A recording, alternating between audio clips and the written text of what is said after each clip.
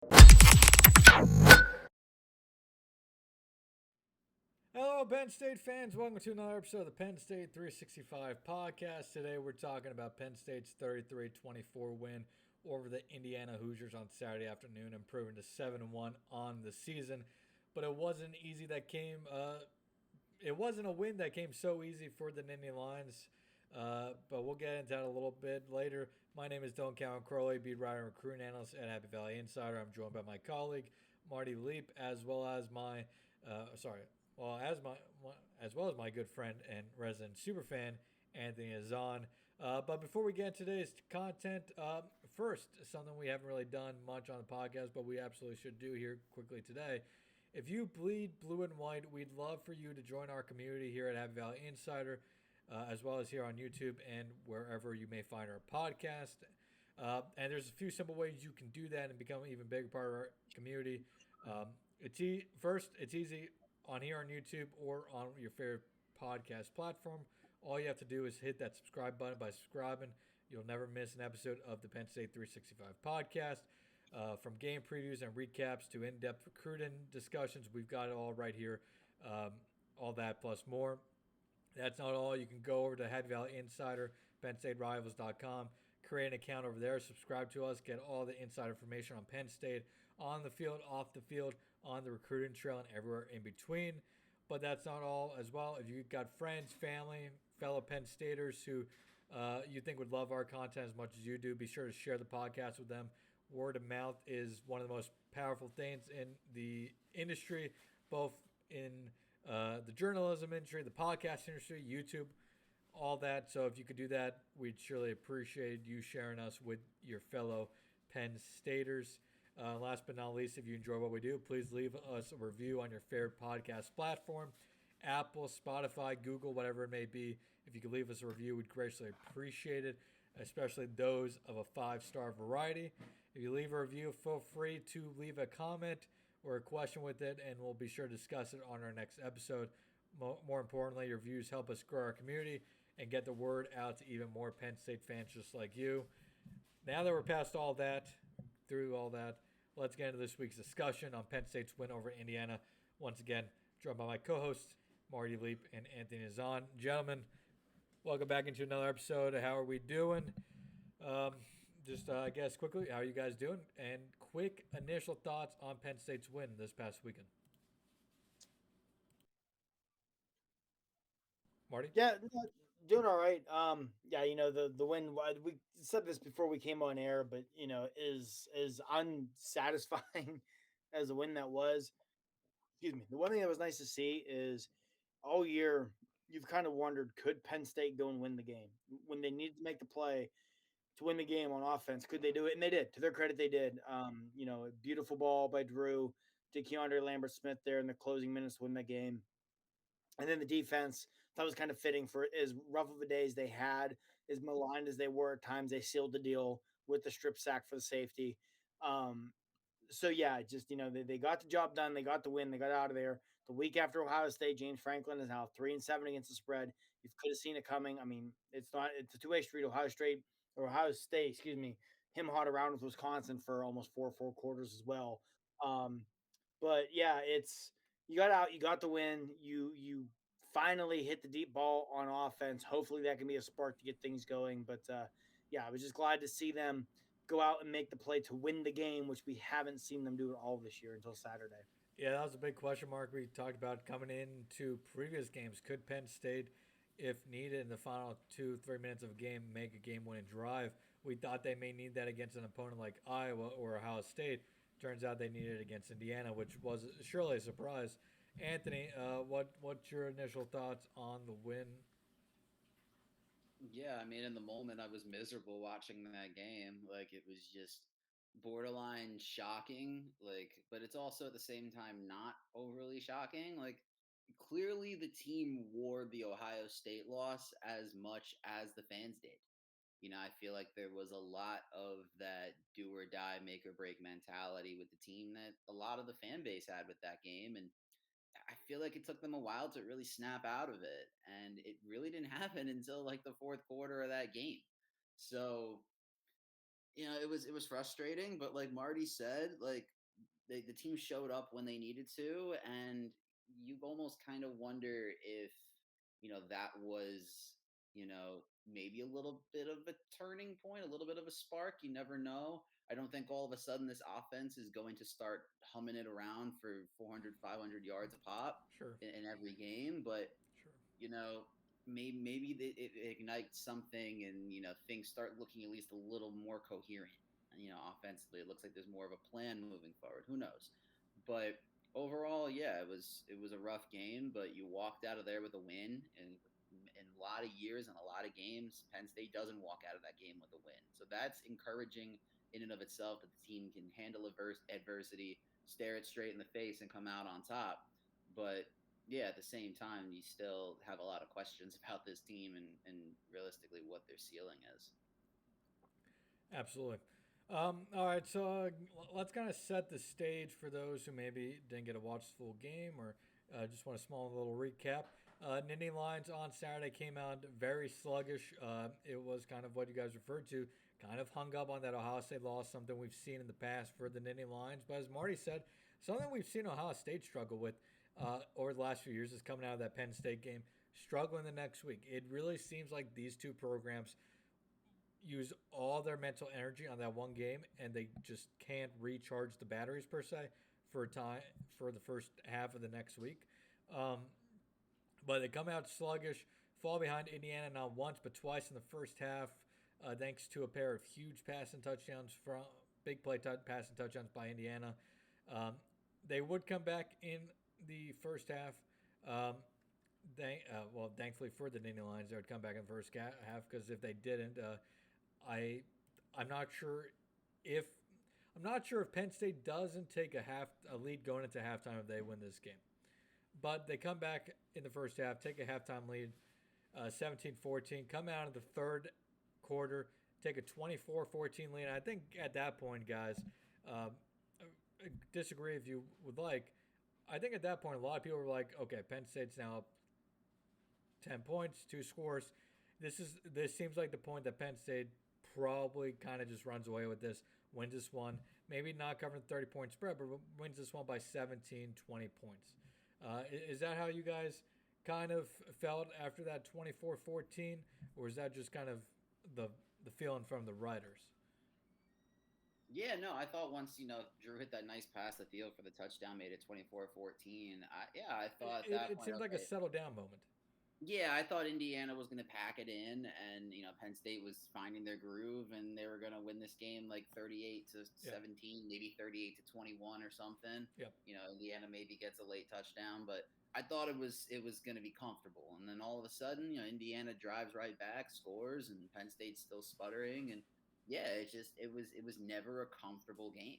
You Yep. never besides that moment, you never thought, okay, yeah, Penn State's definitely got this in the bag. In fact, there were multiple times in that fourth quarter I thought the opposite. So that was very surprising, but yeah, it was just that kind of game for Penn State. Like Anthony said, Indiana comes back then down 24-14. They come back in the fourth quarter, scored 10 points thanks to a third touchdown pass, but also Drew finally throws the interception. The streak is over, the longest streak in FBS history of starting a career without an interception is snapped. Indiana scores a field goal, and then Penn State, just a couple plays later, has the go-ahead touchdown. I think Drew's best pass of his career. I don't know if you guys agree, but he finds Keandre Lambert-Smith going down the sideline for a 57-yard touchdown. Take 31-24 lead.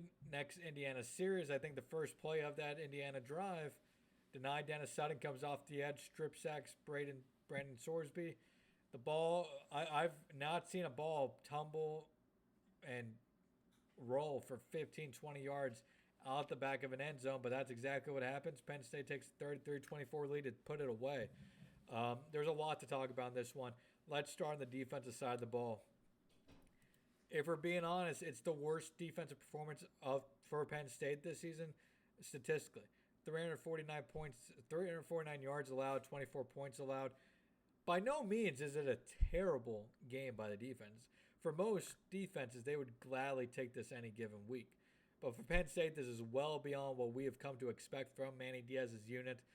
The pass defense had a very poor day. Two big passing touchdowns allowed. They allowed a 90-yard passing touchdown. They allowed a 69-yard passing touchdown. And then the defense in the second half got lucky on one drive, allowing 56 yards over 14 plays. They got lucky as Indiana missed a field goal on that play, that drive. But Indiana comes back one drive later, goes 80 yards for the score over 12 plays in 5 minutes. Should Penn State fans be concerned about this defensive performance on Saturday? Because, I mean, it was like I said, it was by far their worst performance of the year when looking at the quality of opponent, looking at what they did against that opponent. The pass defense gave up numerous big plays. The run defense was still solid. But any concerns about this Penn State defense heading into Maryland? Marty, I'll start with you. I don't think I have any long-term concerns. I mean, they got what? 160 yards or whatever it was on 2 plays. About 45% of their yards came on those 2 plays. Somebody screwed up between Johnny Dixon and KJ Winston. One was definitely supposed to go into coverage, and they both blitzed. And then the other one, a really poor play by Zakee Wheatley, and then some poor tackling.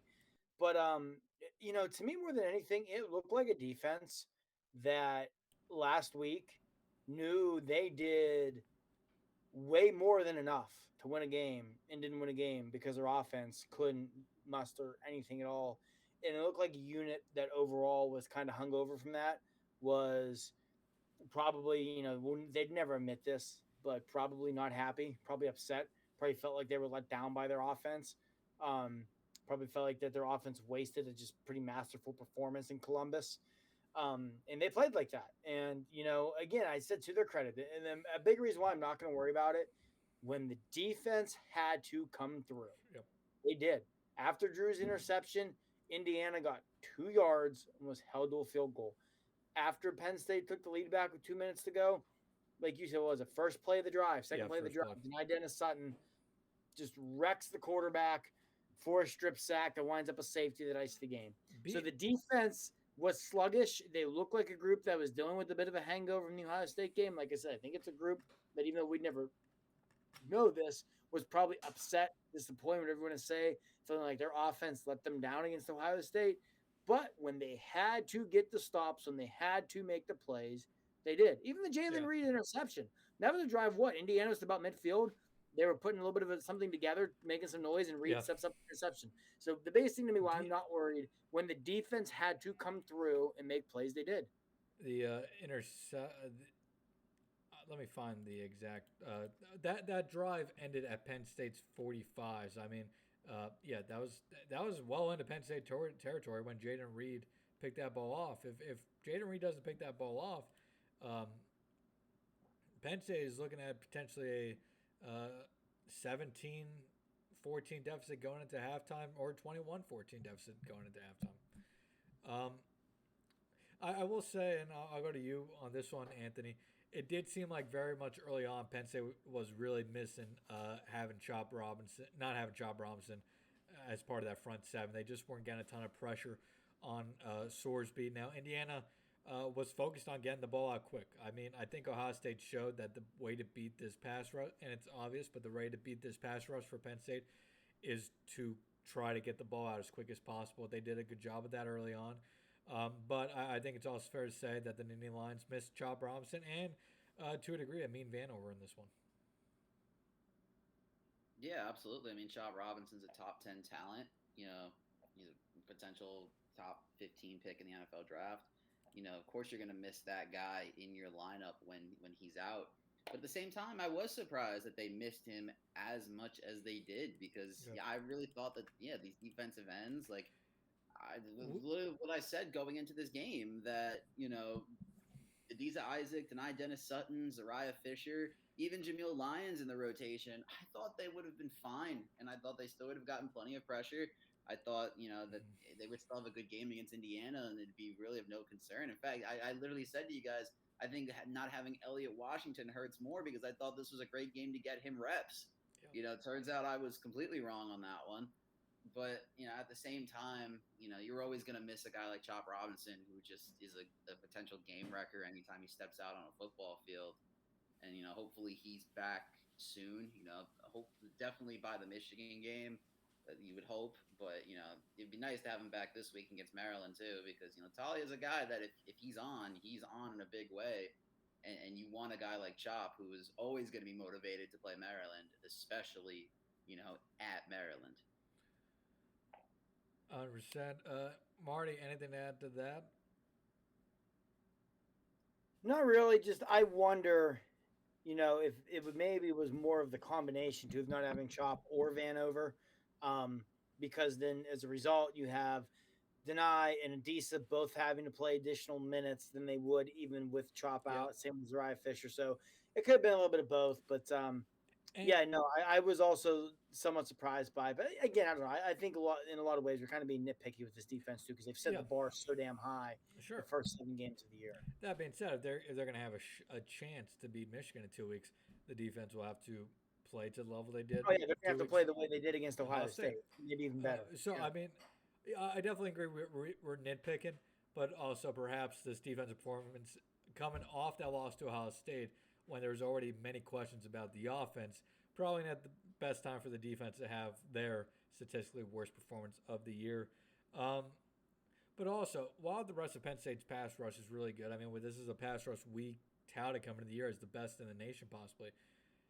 Not having Chop Robinson does make it a little bit easier for opposing offensive lines.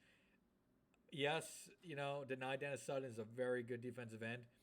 He doesn't command the respect that a Chop Robinson commands. Adisa Isaac commands a little bit more respect. You can focus a little bit more on stopping Adisa Isaac. You can take your chances on trying to stop one more than the other in this type of game when you don't have a Chop Robinson out there. When Chop Robinson's out there, you have to put everything in your power to stop Chop Robinson from getting to the quarterback. And when he's not there, it makes it this much easier. That being said, tough day for the entire secondary. Now, the 2 plays that Penn State got beat on for long touchdowns, I don't think those are plays that should be overly concerning. I think those are kind of fixable. Once you watch the tape, there's a key wheelie bit, I think, on almost what he thought was going to be a block, the wide receiver trying to block. And then the second one happened on Johnny Dixon blitzing the quarterback, and then I think it was Kevin Winston left in the secondary. He couldn't pick up the wide receiver in time, and he was off to the races before Winston could react. But beyond that, Daquan Hardy, allowed 3 receptions for 39 yards and a touchdown. Callaghan King, 3 for 5 for 26 yards as well. I guess what I want to go to here is Callaghan King. Last year he was one of the nation's best cornerbacks, was arguably Penn State's best cornerback. This year, we haven't talked about it, and maybe it's, just back-to-back kind of tough performances, but do we think Callaghan King's taken a little bit of a step back this year or hasn't met expectations? So far this season, he's allowed 19 receptions on 32 targets, allowing 221 yards, just 1 pass breakup after allowing 9 last season. Maybe we'll be nitpicky again, but I just feel we've seen Callaghan King picked on a little bit more than I would have expected this season, at least compared to, after last season. We looked how much Joey Porter wasn't picked on. Teams, 32 targets over 8 games. It's not like they're not throwing his way. They're not throwing his way a ton, but he's still on pace for about, 45, 50 targets this season? Anthony or Marty, whoever wants to go first.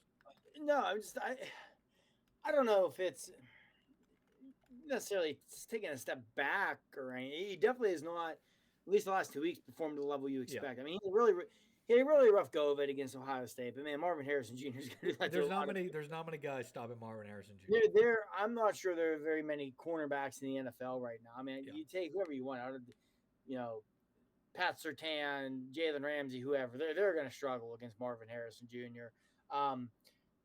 And even Saturday, he didn't have a great game, but it wasn't as nearly as bad as it was in Ohio State either. I mean, there was that one play, it was a 3rd down, Indiana ran that little bubble out where it would have been a first down, but he comes in, blows the guy up, he doesn't catch the ball.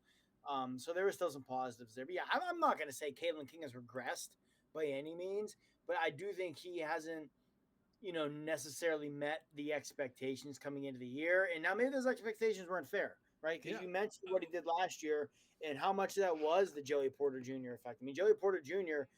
has been as good as any rookie defensive back in the NFL this year. The guy's really damn good. Yeah. So that helped Callaghan King a lot last year, I'm sure. But yeah, I mean, I'm not going to say he's regressed, but I definitely think he hasn't lived up to expectations either.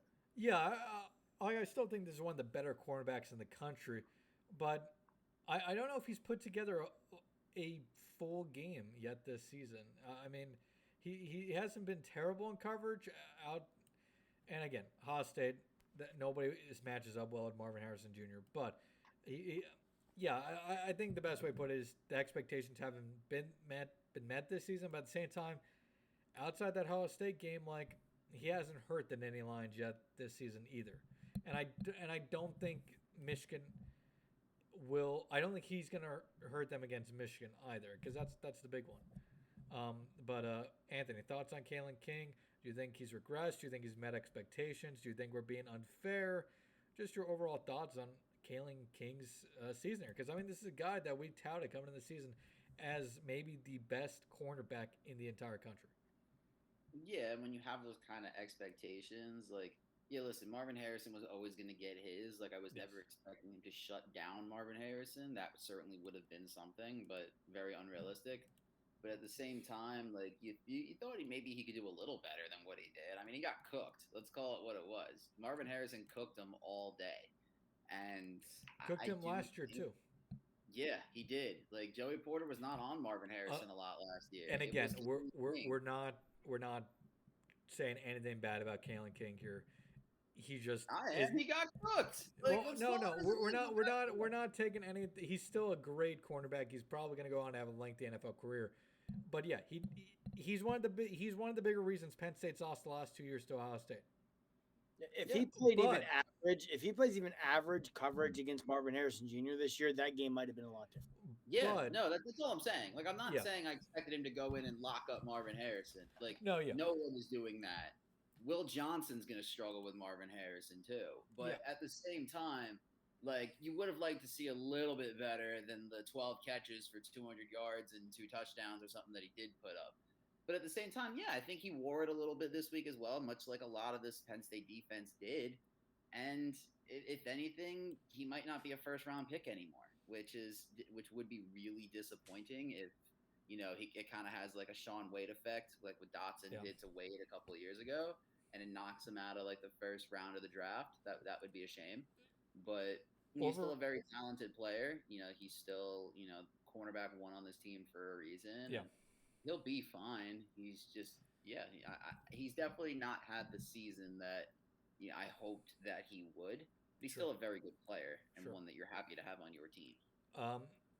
Just to further discussion, you look at his first 4 games of the year. Doing the mental math quickly in my head, 13 targets allowed, 5 receptions on 13 targets for 50 yards in those first 4 games. Since then, he's allowed, again, let me do the mental math, 19 targets. He's allowed 14 receptions for 100 and about 70 yards.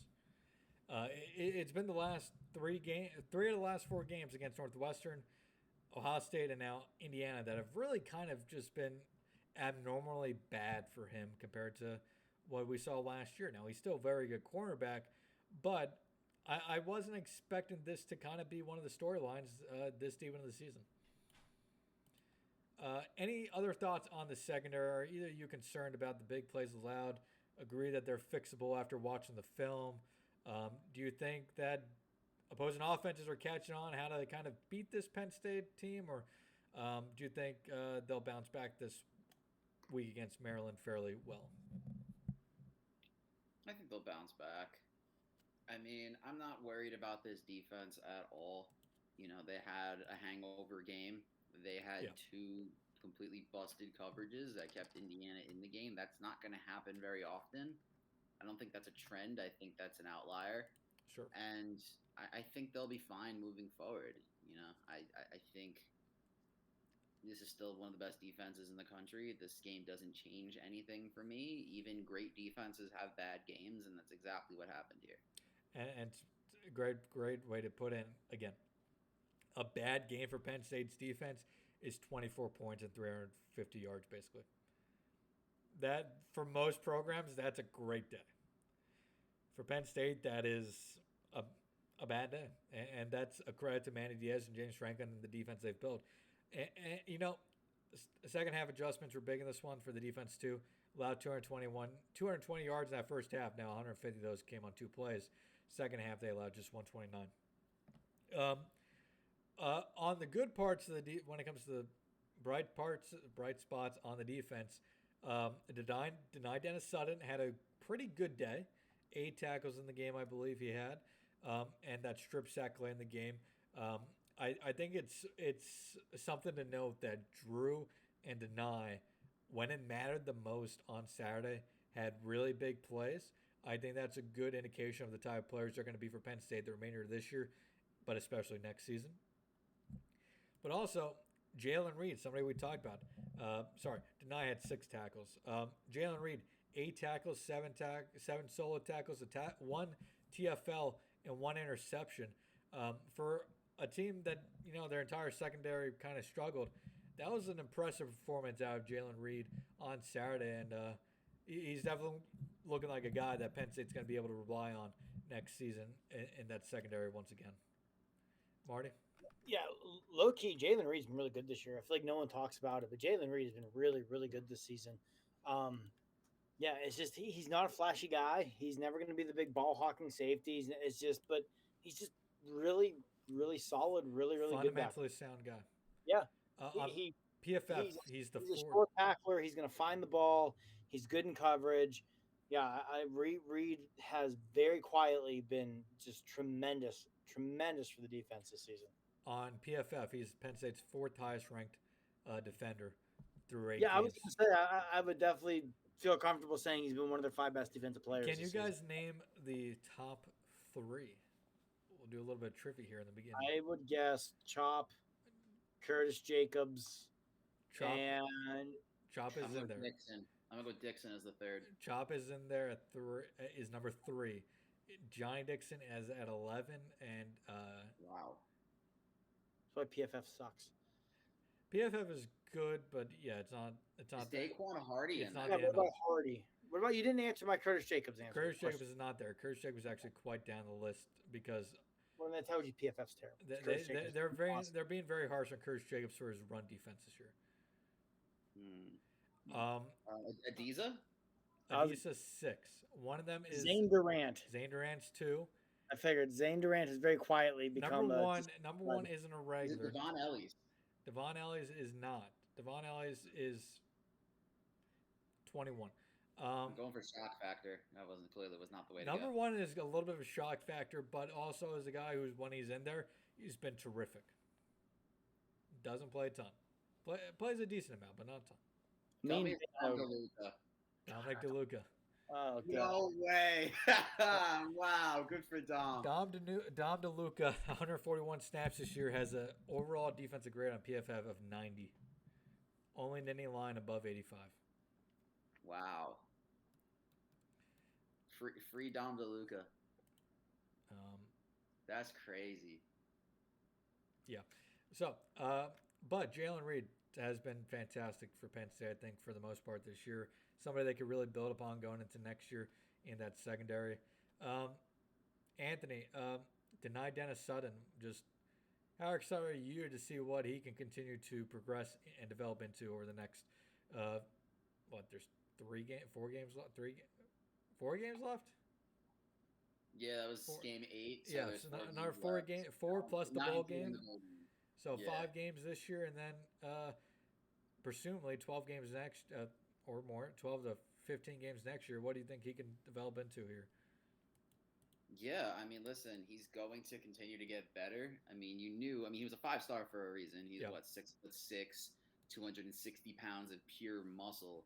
I mean, the biggest thing for him was just, his bend around the edge. It's difficult for a guy that big to get that kind of bend and be that quick doing it.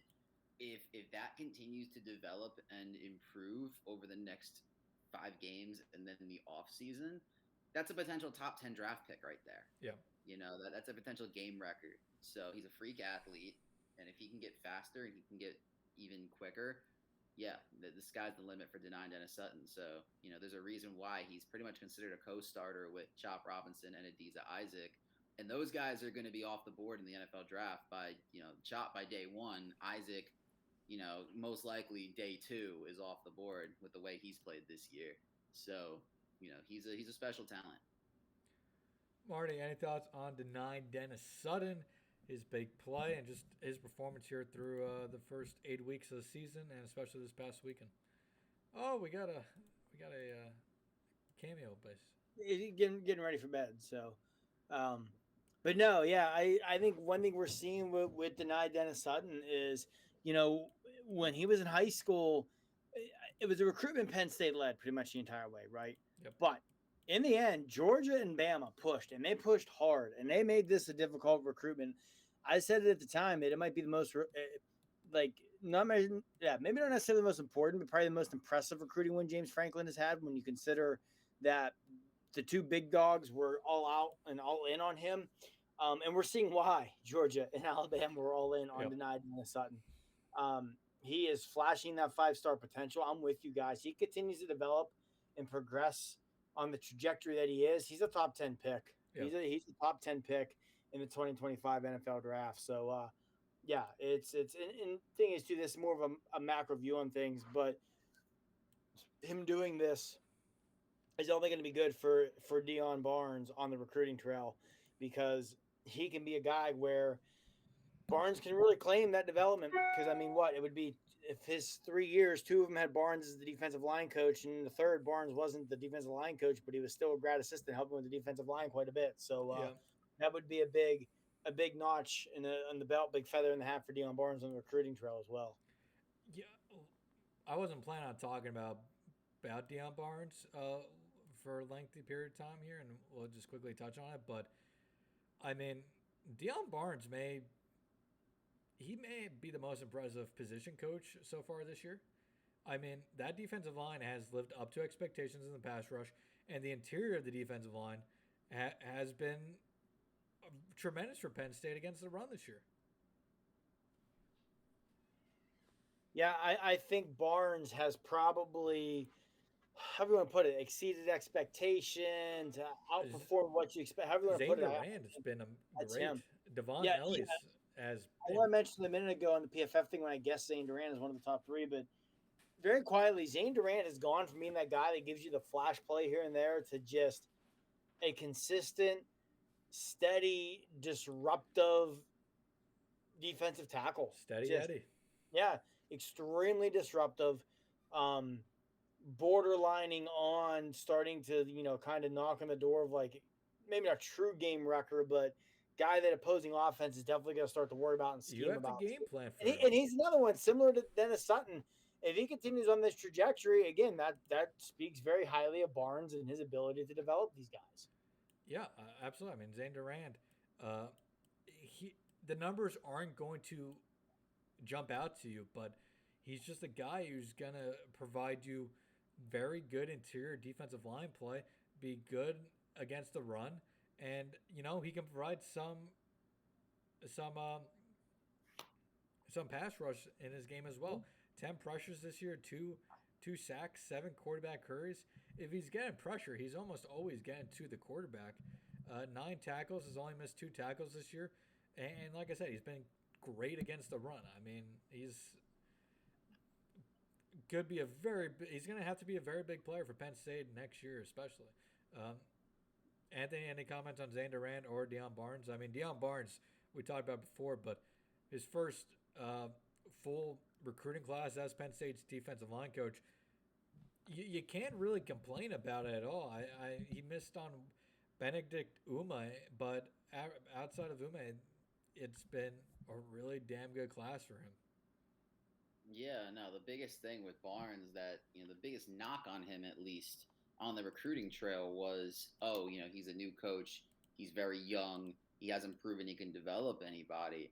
And if Adiza Isaac goes from a guy that wouldn't have been drafted last year, most likely, to a day 2 pick, if Zane Durant continues to develop, if Devon Ellis, continues to play really well, because Izzard, I think, has played really solid as well. If those guys continue to improve and take steps up, Deion Barnes is very quickly going to go from a guy that, oh, he's young, he hasn't developed anybody, you don't know what he's going to be able to do at this level, he's never coached at this level, to, oh, he's young, he's really good, people respect him, and he's going to be a freaking force on the recruiting trail because he can relate to these kids and he loves Penn State and, he's been where they want to be. Like, all of a sudden that narrative is going to flip. And, we talked about for years, like, Elijah Robinson down at Texas A&M, how he's a really good defensive line coach, and he can recruit really well in the Northeast. And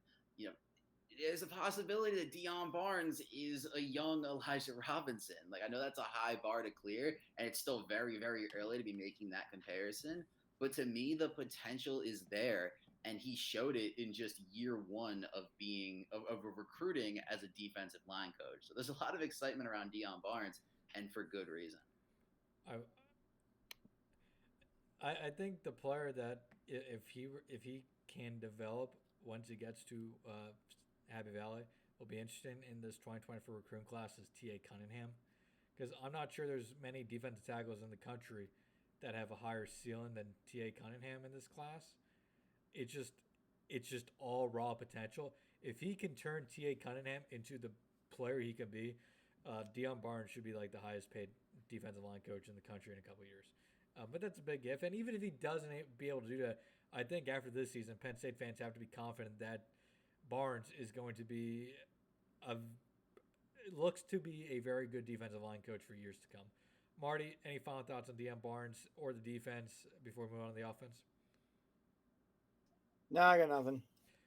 For those who may have seen me making some faces during our recording, I apologize. I saw on Twitter that Andy Katz released the best team in every state coming into the 2023-2024 college basketball season. He put Penn State as the best team in Pennsylvania, Marty, if you would agree with that.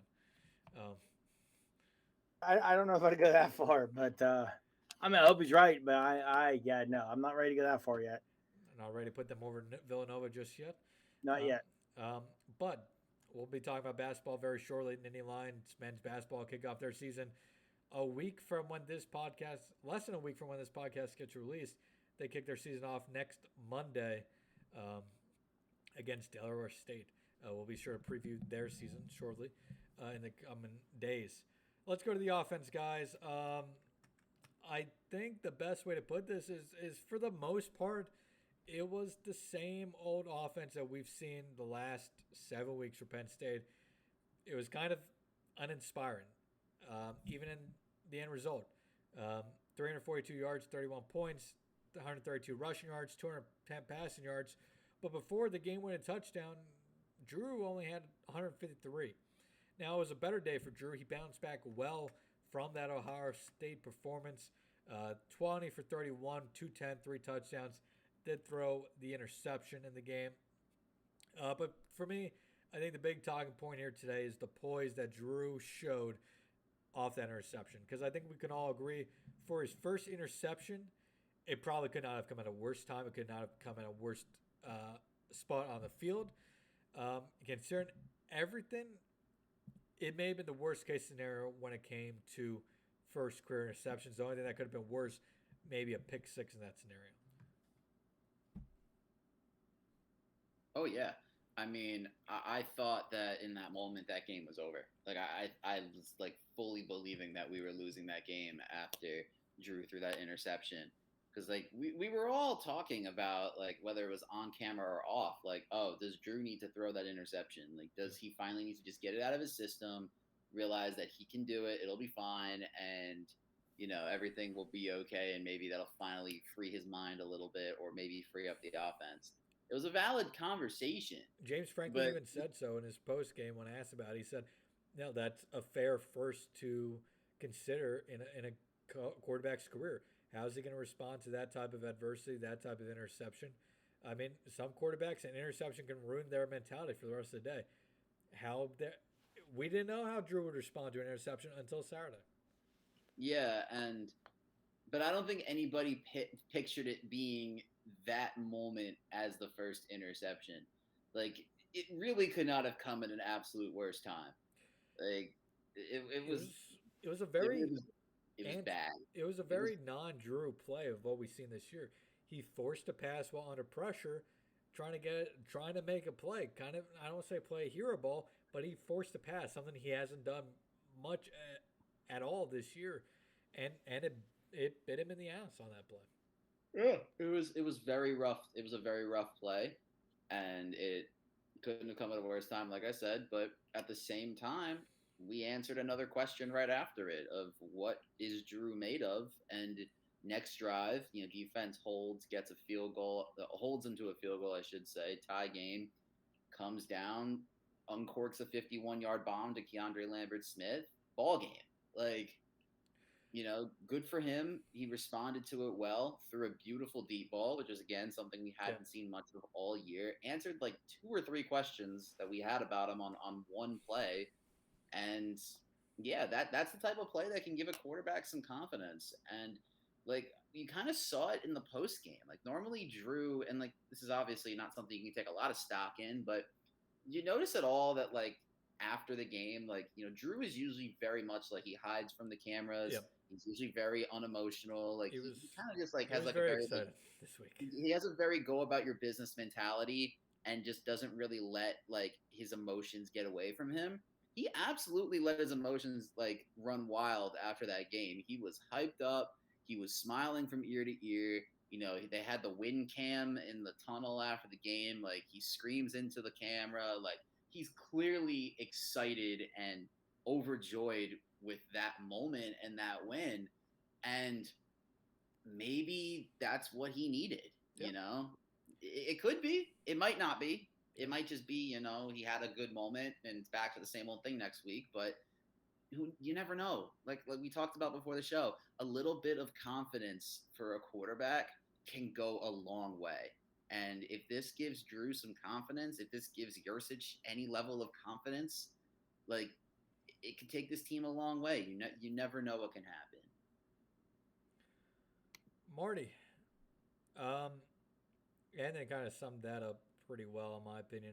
So I kind of want to change the question. You can give your thoughts on that series, those plays as well. But 2 things. One, I thought overall, coming into this week or even last week for Ohio State, our question was really how would Drew respond to adversity, period.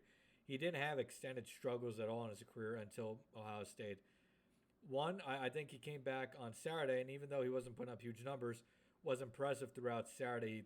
It didn't look like the Ohio State game was bothering him at all from a mentality standpoint. And then to come back after that interception and do what he did even furthers that point. I think after this, now we got to see kind of moving the goalposts here, but what's he going to do when it's 2 interceptions in the game or 3? But I think after this week, we kind of can put to bed the question of what type of quarterback Drew is when adversity comes his way. I think we see that this is a kid who is always going to have that poise about him. The moment is maybe the Ohio State moment was too big for him. Maybe it was. But most moments are not going to be too big for him. He's never going to get overly flustered. He's going to be able to have that mental reset when needed. Do you have any questions about Drew's mental toughness going forward after what he showed just in general this week? But also, that takes a lot of guts to come back out, both on Mike Yurcich and James Franklin's part for putting the ball right back in his hands, but also to make the throws that he made on that drive. No, I mean, I never had any worries about the mental toughness or anything. I mean, it's, I think, the biggest issue this year is in a lot of ways he's been let down by his coaching staff by them not letting him do this more often. But I did say, for the interception, a lot of credit I thought to Yurcich, where the very first play of the drive, even though it was an easy pass, it was still a pass. Something easy was to Katron Allen over the middle, try and get some momentum back, get him into a rhythm. and then of course the deep bomb to win it. But And if I yeah, can add quickly, in between there's that Katron Allen run too. And just in general, I thought the entire drive, the offense kind of played with an urgency that we yes, hadn't we seen haven't all seen. season. Yes, I And it, agree. it worked out well against an albeit a bad defense, but perhaps something for them to build on. Yeah, and I also think to the coaching staff's credit, once they had the dump off to Katron, they Katron a couple runs, had a couple first downs. I fully anticipated that to be, they're just going to feed Katron Allen, play for a field goal, and win it that way. And they didn't, and I'm glad they didn't. But I have been a big proponent of the maybe once he throws that interception, take a weight off everybody's shoulders, and they're willing to come out and push it more down the field, take some more chances. So we'll see what happens Saturday against Maryland. I mean, again, it's Maryland. It's very similar to Indiana. They can score 100 points against Maryland, and no one's going to feel any differently, nor should they, because it all hinges on what you do against Michigan in 2 weeks. Yep. But I'm hoping that because even before that pass to KLS, we saw them making an effort to take more deep shots. And they just didn't connect. He just barely missed Malik McLean Yep. on that one that could have easily been a touchdown, but they didn't connect. So hopefully that'll continue against Maryland. Hopefully they'll start to connect on them more. Because I mean, ultimately the biggest issue on Saturday with the passing game, when it was struggling, was just the wide receivers couldn't get open. They still couldn't get open. But Same. we'll see. I think though there's reason for some optimism coming out of that last drive because, like you said, for the first time all year, the offense showed some urgency. They showed it when they needed to show it. Circle back what I said at the beginning of the show, they had to go win a game, and they went and won a game. Yep. So hopefully that can be the start of something. Penn State had 6 pass attempts of 20 plus yards this week, which I believe is their most of any game this season. So they did open up the offense a little bit more than they have in the past few weeks, but it wasn't until the very end until they finally hit one that really kind of made you go wow. But I mean that was just a big time throw from Drew. Kind of shows off what we all thought he could kind of be in that. That was a real NFL, like that was an NFL pass. I think that was by far his best throw of the entire season. Without a doubt. I mean, Well, without a doubt. the only thing I was going to say, I mentioned before we start recording, I know he didn't hit them, but he had some other really nice Yeah, throws on deep balls on Saturday that just didn't work out for one reason or another. But like he he throws a shows you that pretty he's got it in there. Like let's see more of it. he throws a pretty deep ball, that's for sure. All right, Katron Allen bounced back with a nice day. He had been struggling the last few weeks. Bounced back 18 for 81 yards. Nick Singleton had a little bit of a quieter day, so that running back room continues to be up and down. At this point, gentlemen, I think the running back room is what it is, kind of like this offense in general. Maybe the offense passing game opens up a little bit more going forward, but the rushing attack, I think they're just kind of they're content of doing whatever this may be this year. It's not eye opening, but it's for most part getting the job done. Any thoughts on the rushing attack? I think they're missing Brenton Strange Yep. and Juice Scruggs Yep. tremendously. Yep. Hunter Norzad gets a lot of slack. He hasn't been great at times. I also don't think he's been completely bad either. He's just been fine. When he faces But better defensive tackles, he tends to struggle. When he's facing the more athletic DTs, it doesn't seem like he has the athleticism to keep up with those guys. yeah, I think he's clearly not at the level that Juice Scruggs was. Like I think we kind of took Juice Scruggs for granted, especially his last year or two. Second He round really pick. was. He really was a steady. I mean, obviously he was a second round pick, but he was kind of an out of nowhere second round No, pick. yeah, we didn't expect him to be a second round pick. I To be think fair, we everybody didn't was like, expect "Wow, Brenton what?" Strange either. We didn't expect Brenton Strange to be second round pick either. Yeah, But at the same time, like those two guys were so steady in the run game, and especially Brenton Strange on the outside really freed up Nick Singleton yep. multiple times. If there's one guy Singleton wishes he could have back on this roster, it's without a doubt Brenton Strange. But we took those two guys for granted. I'm happy to see NFL teams did not because clearly they saw the potential that the fan base like took for granted. But yeah, I think that's been the biggest difference in the run game this year is you don't have those guys that really freed them up to hit the big play. 100% agree. Marty, any thoughts on the rushing attack? I mean, I agree with all that. You guys know I've talked ad nauseum about Brenton Strange and how much they miss him. I texted you guys during the Steelers and Jaguars game yesterday when the announced crew was raving about Brenton Strange's downfield blocking. Um, but the only thing I'll add differently is something is just clearly off with Nick Singleton. I don't know if it's the added weight. I don't know what it is. But this has been a problem throughout the year and happening on Saturday. There were 3 or 4 times on Saturday. There were holes there that 2022 Nick Singleton is exploding through for 20, 30, 40 yards. That this year's Nick Singleton's getting shoestring tackled after 4 or 5.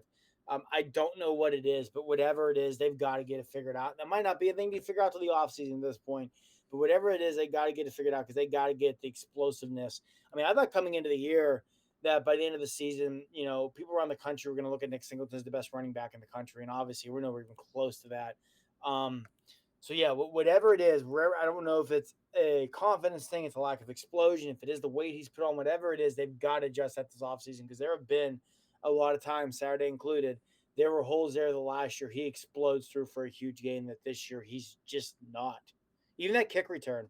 I mean, Dylan, I said it to you and Clay in our group chat during the game about it's like, oh, it's, or maybe I said when I said on Twitter and Clay responded, whatever it was, it involved Clay. And I said, it's nice to see explosive Nick Singleton still exist. And Clay responds counterpoint. Last year's Nick Singleton would have housed that. I'm like, you know what, you're probably right. So, whatever that issue is, they've got to get that figured out. 100% agreed. Um, yeah, I agree with both of you on the running backs. Tight ends had another big day. The tight ends really have shown up at home this season. I mean, uh, 2 touchdowns this week.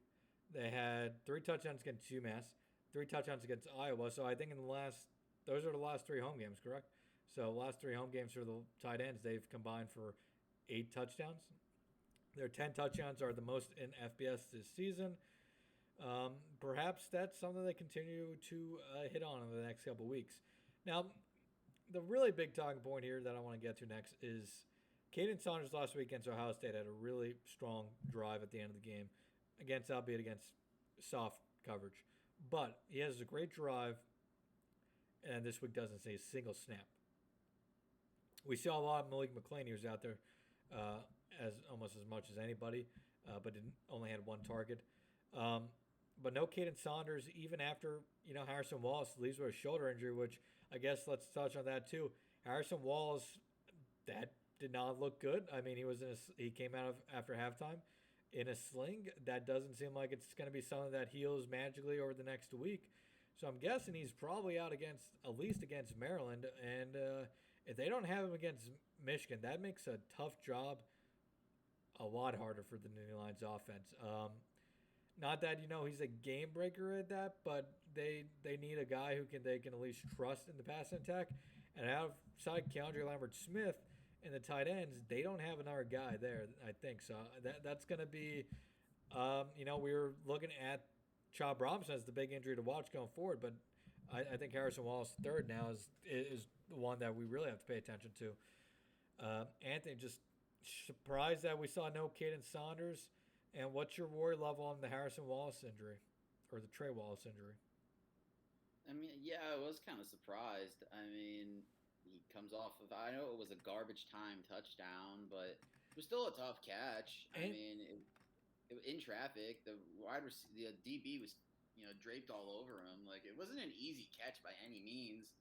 And even when he's been on the field in general this year, he's flashed, in my opinion, throughout the year. And the bar is so low, I should say that, because by flashed, he's caught everything really that's been thrown his way, and he's got a little bit of wiggle like that. That's flashing for this Penn State wide receiver room this year.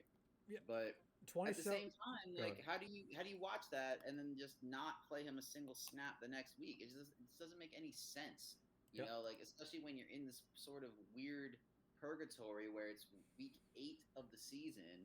Or game 8, week 9, and you still don't know who your top receivers are outside of Keandre Lambert-Smith. Because obviously, with Trey Wallace out, has he been, great? No. Has he been good? Debatable. But at the same time, he was clearly your number 2. Soft hands. In a situation, in a situation where your number two is probably realistically a three at best, and now he's gone, and you don't have a three. Yeah, it makes a hard job even harder. And you're almost at the point with this receiver room where you're like, just empty the clip, throw everyone out there, see what happens. Someone's got to make a play. Like, obviously, someone doesn't have to make a play. They could all stink. But at the same time, figure it out. Just find somebody that's going to go out there and at least semi-consistently make plays. And, yeah, to not have Caden Saunders out there at all, to not have Amari Evans out there at all. That's somebody. That's somebody else we could talk about. I mean, Amari Evans, 5 games played this year. 40 snaps, receiving snaps, 4 targets all year. What's happened to Amari Evans? Where has Amari Evans gone? This was a kid who played a lot as a true freshman, and this season he's been kind of MIA. Like, what happened to Amari Evans between last year and this year?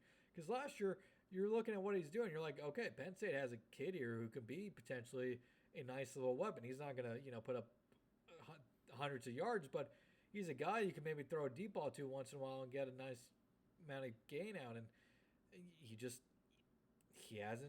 we haven't seen him. I mean, yeah, they've missed on multiple guys. I mean, you thought Cephas was going to be at worst a number 2 in this offense. He has not been even close to that very clearly. Amari Evans, you thought he could possibly be the 3rd guy in this rotation. He clearly has not been anything close to that. Malik McLean, you figured he'd be at least like a good depth guy. Has not really been that either.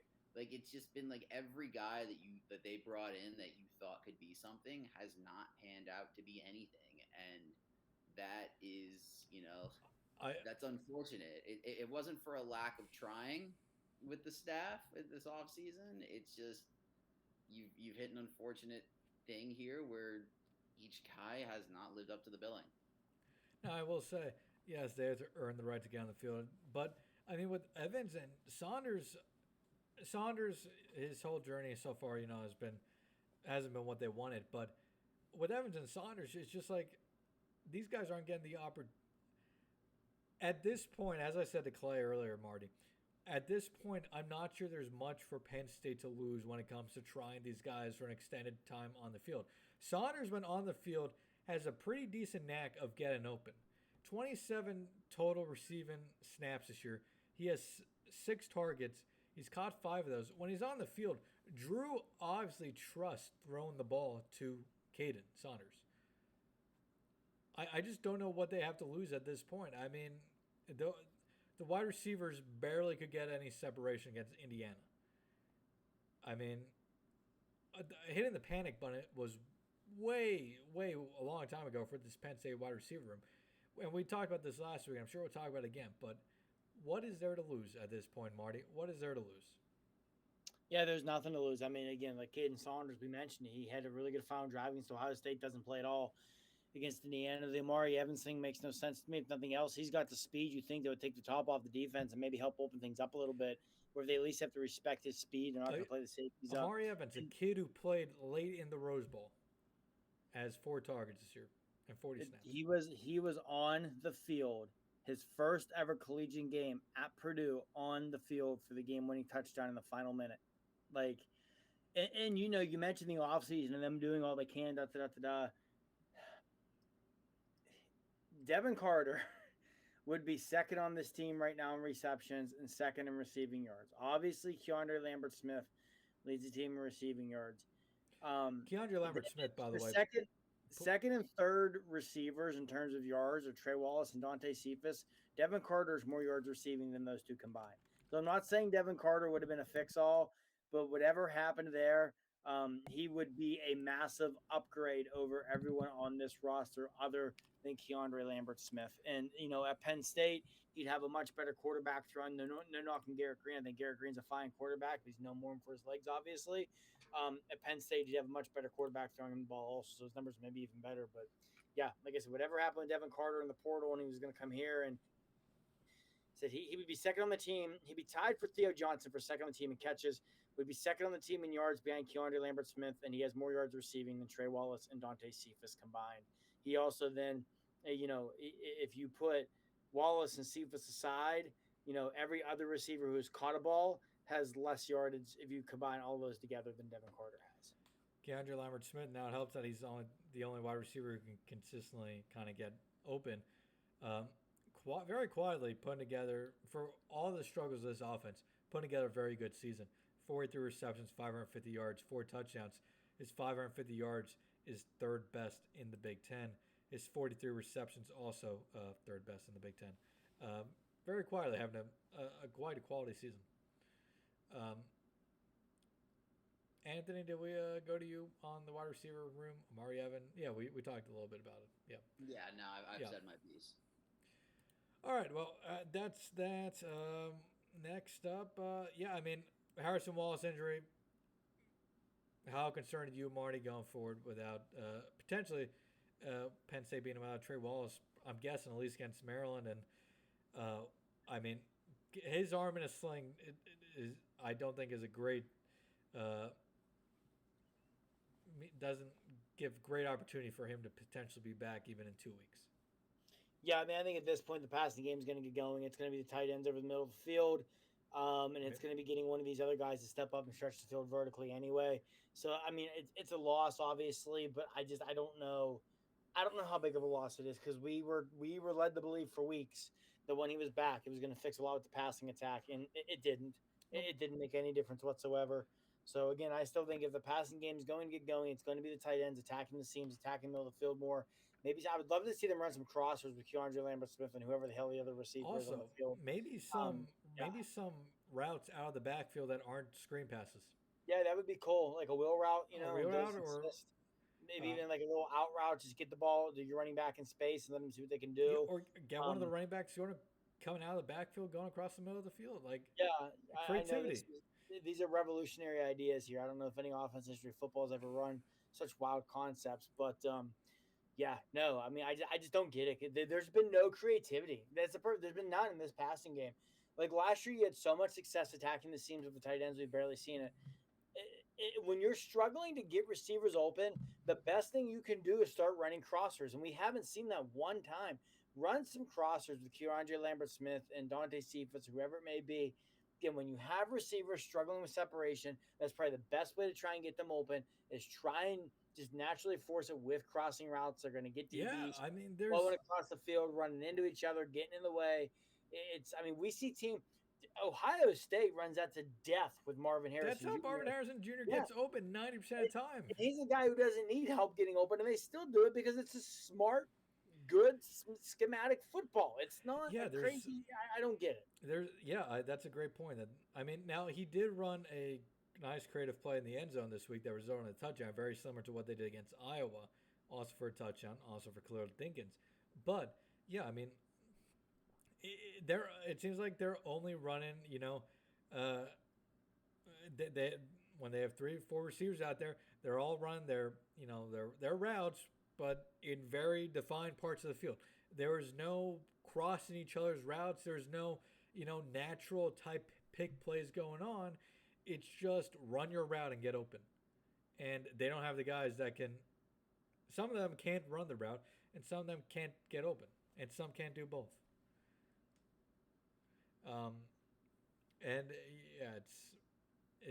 Maybe we start seeing some of these ideas going forward.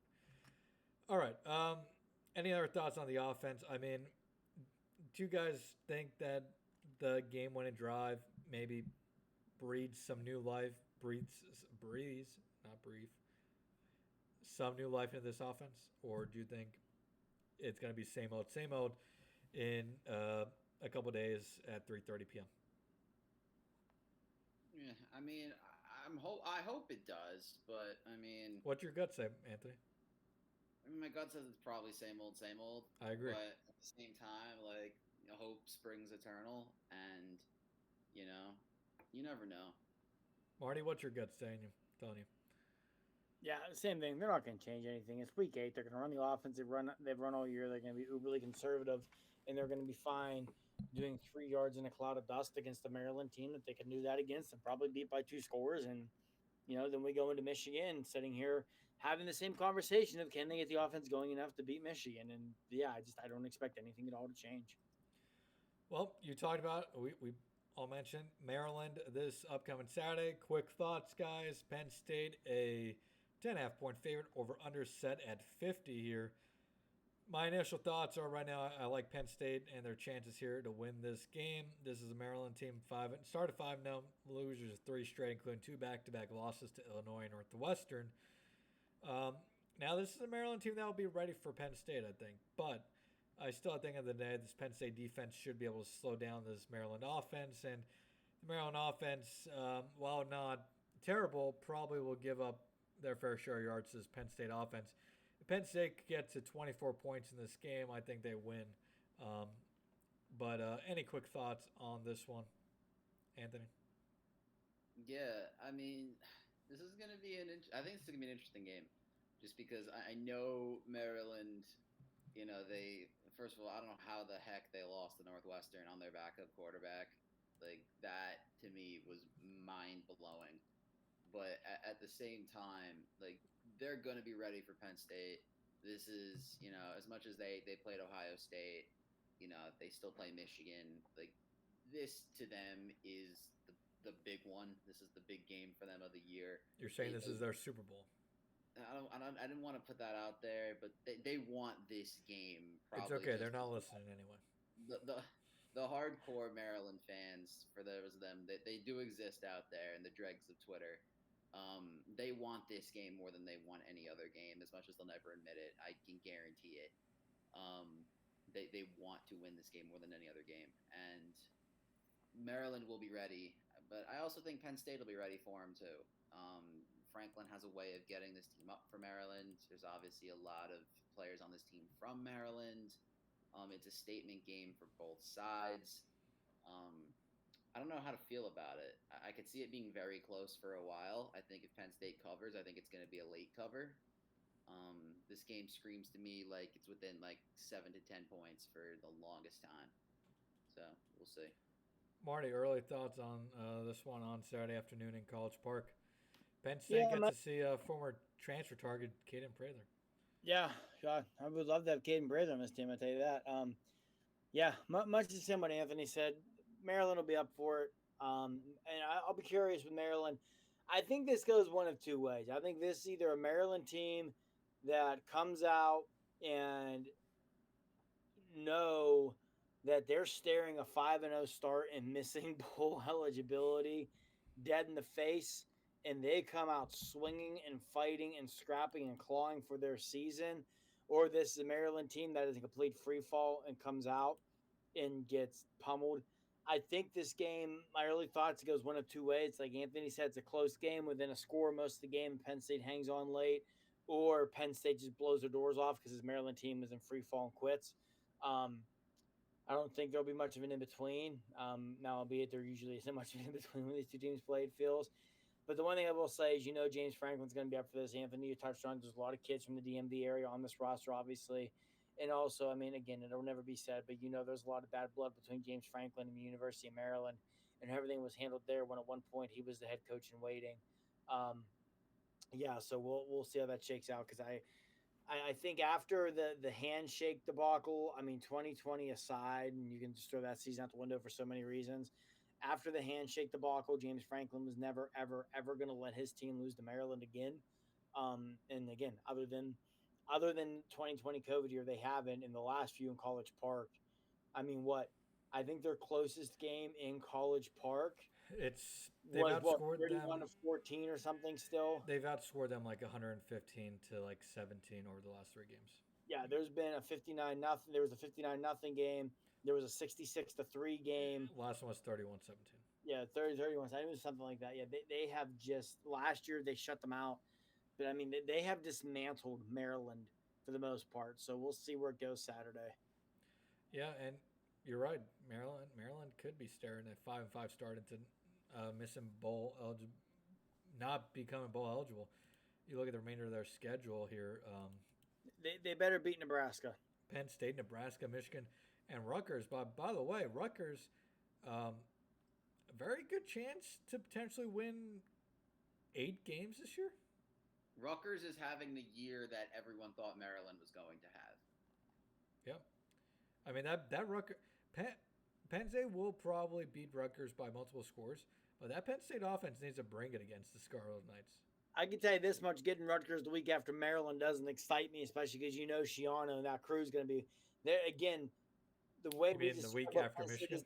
is the Maryland. Penn State's that same team to Rutgers, and I'm really glad that game's in Happy Valley. Let's put it that way, because I think that thing in Piscataway, where that crowd would be jacked up, and I mean, now albeit their fans cross a line that should not be crossed with their behavior, but it would be insanely hostile. Um, and week after Michigan, just I'm really happy that game's in Happy Valley. That game, we'll see what time that's a kickoff, but that could, be a really good like 3:30 kickoff on Fox, depending on what breaks. All right, well, that's kind of that. So, heading, by the time this comes out, it's going to be Tuesday, October 31st. Happy Halloween. Penn State's offense this year is going as Iowa's offense. But You had to slip that one in there, didn't you? yeah, I did. College football playoffs are announced tonight when this is released. Who are your guys' top 6? Sorry, and where do you think Penn State's going to land? Penn State, let's start with there. Really interesting because their only loss is a kind of close away loss to Ohio State. We can debate whether it was really close or not. Either way, it's not a loss that on paper, when you just look at the score, is like terribly like, that's a really bad loss. But those who watched it know it was kind of never close.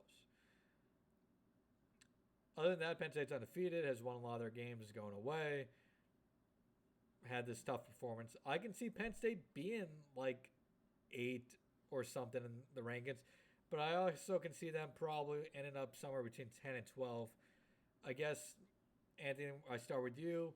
You see them in that 10 to 12 spot. You see them sneaking in maybe within the top 10. This Penn State team is hard to kind of judge in that aspect because you still look at the advanced statistics and all that, the power ratings. This is a Penn State team that still power rates very well compared to the rest of the country. A lot of it's because of that defense, but that being said, there's a reason a lot of power ratings still love this Penn State team. Yeah, I'll kind of consolidate and give both my top 6. Go ahead. I think Penn State is. I've got Penn State currently at 11. Okay. I have Oklahoma 9. I have Ole Miss 10, and I have Penn State at 11. I think Ole Miss ends up ahead of Penn State just because they have 2 top 25 wins and Sure. 2 really impressive top 25 wins. And that's everything to consider with Penn State. No top 25 wins this year. They haven't really been a good team. Yeah, that's kind of the standard. Maybe is West Virginia the best team they've beat? I'd still go Iowa, Sure. but West Virginia is number 2 probably right now. If Iowa had an offense, that team is probably undefeated. So yeah, it's just Penn State just hasn't beaten anybody, and for me, that puts them behind teams that have beaten somebody with a relative pulse. yeah, But I do have Ohio State number 1, which is the flip side of that. as do I. And I think Ohio State, based off of how I ranked it, because I have Notre Dame 12, Ohio State would have 2 top 12 wins. Nobody else in the country has that. Sure. To me, based off the standard of who they've played and what the resume is, I don't know how you don't put Ohio State number 1 to start the rankings. I have Michigan 2. I have Georgia down at 3 because again they just haven't played anybody, and I have Florida State at 4. Then I have Washington 5 and Oregon 6, which is weird for me because obviously Washington beat Oregon, so they should be ahead of them. I would take Oregon tomorrow on a neutral field if they played again. That's what I. Okay, Marty. You can answer both of those questions well. Where would you rank Penn State as of today? What's your top 6? Yeah, like Anthony, I would have them at 11. Just echo everything he said. My top 6, I think Ohio State's number 1. They have the best resume in the country, in my opinion. I would go Michigan 2, Florida State, again, resume base 3, Georgia 4, Washington 5, Oregon 6. I mean, I think Oregon's a better football team than Washington, but you can't overlook the fact Washington's undefeated with a win over Oregon. Yeah, but that would be my top six. I mean, I know Georgia at 4. I get the pushback on that potentially, but just they haven't beat anybody yet, really. I mean, they have their next couple weeks. They're gonna, with Missouri, with Ole Miss, with Tennessee, and then with the Big Ten, excuse me, the SEC championship game. Got a chance at 4 top 25 wins in the next 5 weeks. They take care of that, they'll jump back up. But yeah, that would be my top six with where, excuse me, with where I would put Penn State right now. Yeah, I don't have an exact spot for Penn State. I think that 10 to 12 range is probably where they ultimately land. But I wouldn't be shocked if they maybe squeak into that top 10. I don't expect it, though. My top six. I got Ohio State, Florida State, Michigan, and Georgia as the top four. And then, kind of like Marty, I kind of like both of you guys. I would take Oregon tomorrow on a neutral field, but I give credit for being undefeated still for Washington. I put them at 5, Oregon at 6. Whoever wins the Pac-12 out of those two, I think ultimately um, may squeak in because I think loser Ohio State, Michigan probably maybe falls out. Maybe Michigan's not eligible. We'll see. But that'd be my top 6 right now: Ohio State, Florida State, Michigan, Georgia, Washington, and Oregon. Um, which is weird because I like Florida State, but I still think Florida State playing any of those 3 other playoff teams right now would probably lose by 10 to 14 points, at least. And that's partially why I put them at 4. Sure. Like, I like Florida State. Like, I think, yeah, based off resume, they probably could be higher, but And that's the only reason they're higher for me I think is that only resume. takes you so far when it's that close at the top. Because I would take any of the 3 teams I put in front of them. I would probably take. I may take State. Washington and Oregon over them too. I wouldn't take. I don't think I'd take Washington, but I would take Oregon. I think Oregon is a potential national championship level team at this point. Like that, they are a good team, and I think they're a very complete team. Yeah, as long as Bo Nix can stay healthy, they're in a very good spot. If Bo Nix would go down, that would be really interesting. But knock on wood, hopefully he doesn't go down. Hopefully he stays healthy. But that I think that's the only thing that could maybe derail Oregon from getting to the college football playoffs this year, assuming they don't lose another game, and assuming Washington drops one somewhere here, which I think is Washington's shown a lot of issues over the last few weeks. Yeah, I think they showed that they're gonna drop one somewhere. Yeah. Like they almost lost to Arizona. They were dangerously close to losing to Stanford. Like Yep. they're either kind of just like sleepwalking through it right now, or they're clearly a team that even if they get to the playoff, they're not really a team you think of as a threat despite their explosive passing attack. Yeah. And I guess final question, just kind of off the top of our heads. Who do you guys think has been the most impressive team in college football this year? Or most surprising team? Most surprising team? Because that's a tough one. That is a tough one. Louisville, I think, may be my choice.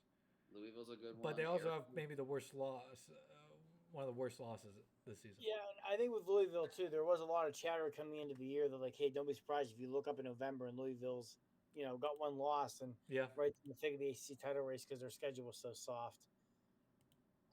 I don't know. I mean, yeah, that's tough. I'm between. Okay, so you said Louisville, which is a good shout. I think Air Force. I mean, I know people thought they were really good. Yeah. I was gonna say, Missouri is what I was gonna say, Dylan. Missouri was the other one. I was between Missouri Air Force honestly and Missouri. like they had no business losing to LSU. Yeah. This is a Missouri team that should be 8-0. But still, like 7-1 for them, you're gonna Missouri. You're never gonna complain about that. You're Missouri. Yeah, Missouri team that had LSU on the ropes. Yes. And this is a Missouri team that could definitely finish 10-2 this year. Yeah, no, I mean they get Tennessee at home, and Florida and Arkansas are very much beatable. Yeah, I mean, listen, if Missouri goes 10-2, like they're probably looking at a New Year's 6, and like my very impressive. My third answer would be, and somebody who I think could kind of be tough in the Big Ten next year is if the quarterback continues to develop, which is a big question mark. UCLA, because that defense is damn good. If Dante Moore can develop this offseason, next season, that can be a tough team to beat next year. I don't think they're going to win the Big Ten or do anything overly special, but I think UCLA, Chip Kelly has quietly done a very good job at UCLA, is what I'm saying. Yeah, no, he's done a really good job. And it kind of feels a lot like Penn State last year, right? You got the freshman 5-star quarterback. They're playing him as a true freshman, so you're kind of seeing that development in real time. But it kind of feels like for them they have that same level of hope of like, oh man, could obviously moving to the Big 12, Big 12, Big 10 complicates things, but oh man, like next year could be a really big year for us, kind of deal. Kind of how we felt going into this year. All right. Any final thoughts on anything, guys, before we wrap this up? Nope. No. All right. Well, thank you everybody for listening to another episode of the Penn State 365 podcast. Like I said at the top, subscribe to us on YouTube. Subscribe to us on your favorite podcasting platform, Google, Spotify, Apple, whatever it may be. Go over to Happy Valley Insider, sign up for at least a free account. But we'd greatly appreciate it if you would like to subscribe and join our community over there. Subscribe to the Penn State Rivals YouTube channel. Follow us on Twitter at PSU365. You can find all those links and more below in the description. But until next time, everybody, enjoy your week. We'll be back later this week with a preview of Penn State versus Maryland as the Nittany Lions look to improve to 8-1 on the season before taking on Michigan in what very well may be the biggest game of the James Franklin era. Feels like deja vu that we're saying that again, but we'll see what time brings us. But until then, everybody, enjoy your week, and we'll talk to you soon.